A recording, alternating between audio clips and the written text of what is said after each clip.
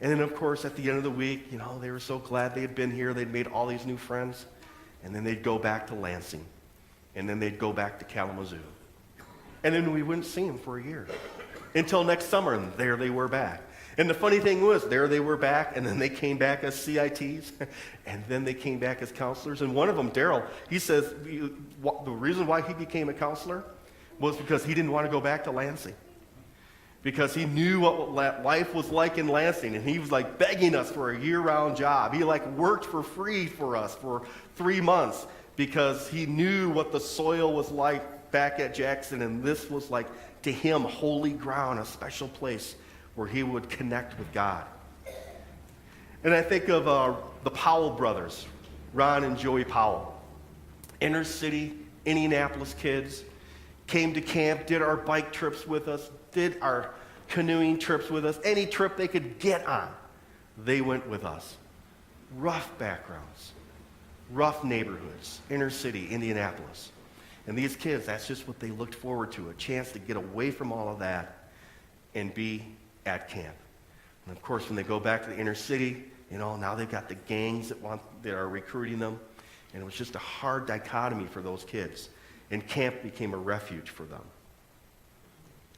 In Mark 4:18, still others, like seeds sown among the thorns, they hear the word, but the worries of this life, the deceitfulness of wealth, and the desires for other things come in and choke the word, making it unfruitful.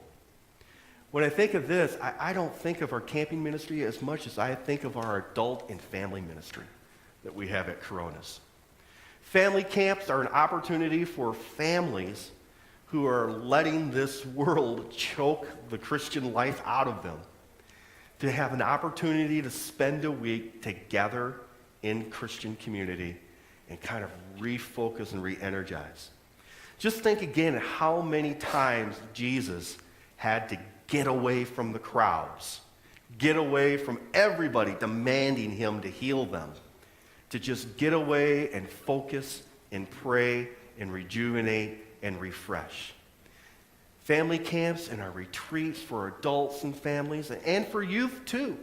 Those are opportunities for them in this hustle and bustle world to get away from it, to rejuvenate, to refocus, to replenish, to re-water themselves so that they can go back out and produce fruit. And then this is the one that excites me.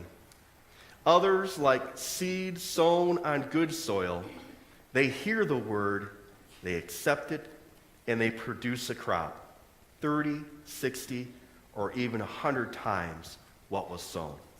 One of the exciting things for me of working in the United Methodist system is the fact that our campers come from good soil because our campers are coming from churches. Our campers are coming from Sunday school programs and Wednesday night programs. We're not just sending them out into, the rough soil. We're sending them into good soil, working with the pastors and the youth pastors so that we know that we're in partnership with them. It's been said that 1 week at camp is equivalent to 51 weeks of Sunday school with the amount of time that counselors have with the Sunday school teachers. And that may be true, but it's only 1 week. And that's a long 51 weeks without other people cultivating and helping in the growth. So we're thankful that we're able to partner with the Sunday school teachers, with the Wednesday night program people, with you folks who are parents and grandparents who are producing good soil, that allows these campers to come and experience camp for the week and get excited about God and get excited about their faith with Jesus, and then they get to go back home to their churches where they're continued to be nurtured and watered and grown. And then we work together. And then that's when we produce a crop. I've gone back and forth between camping ministry and youth and family ministry in a church, kind of in the 20 years that I've been in. Both of them have their advantages. Again, the disadvantages of camping ministry is we send them, and a lot of times we don't have the opportunity to follow up.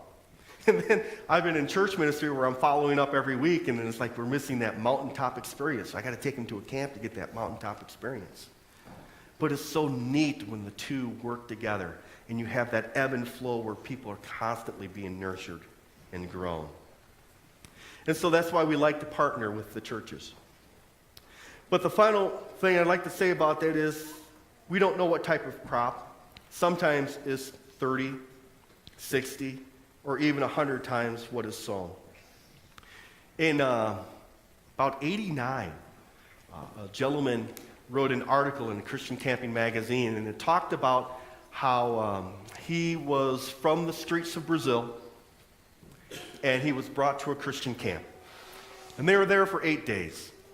So he was in this cabin with 8 other kids, and every night, one by one, first night one kid, second night another kid, the counselor would take one of the boys out, and they would be gone for 15 minutes, half hour, 2 hours.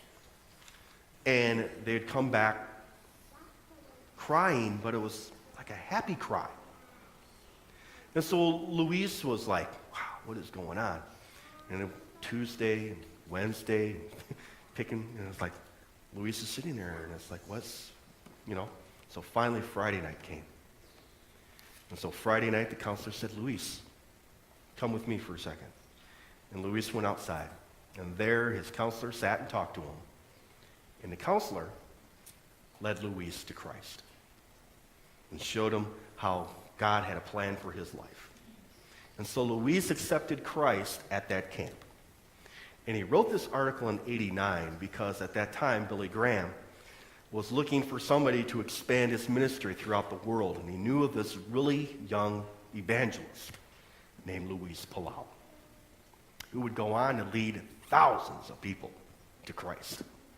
And he was led to Christ by a counselor at a camp. So we don't know what type of seeds we sow and what type of fruit will come from that. And as I've looked back in my life, there are some that I have Facebook connections with, still from campers that I've had back in the 80s. And some of them, it is fun to see the fruit that they are producing in their lives. I've got 3 pastors, 2 camp directors that were from my camps. And so that's exciting. And the future that these kids have. So I'm excited about camping. It's Kip, the sound tech guy, I went golfing with him one day, and he said, Mike, your sermons are a lot like your golf game. They're kind of long and to the right, because I had a really bad slice, but I could really hit it far. I'm excited about camping. I could sit here and talk to you all day. I just hope that you'll continue to keep Coronas Ministries in your prayers as we reach out and try to sow as many seeds as possible this summer through our youth and family camping. I invite you to come out to join us for family camps. There's a segue to an announcement here. You'll see your blue sheet that we're having summer worship at the lake, an opportunity to come out to Coronas Ministries and worship on a Saturday night. Another segue to your bulletin insert is the camping brochures have arrived, and they're out there, an opportunity to send kids and grandkids to camp so that hopefully they will get seeds planted in their lives. It's just an exciting thing, an exciting ministry to be a part of. And I thank you for all of the partners that we have out there already who are a part of our ministry, and we invite others to check us out sometime. I'd love to get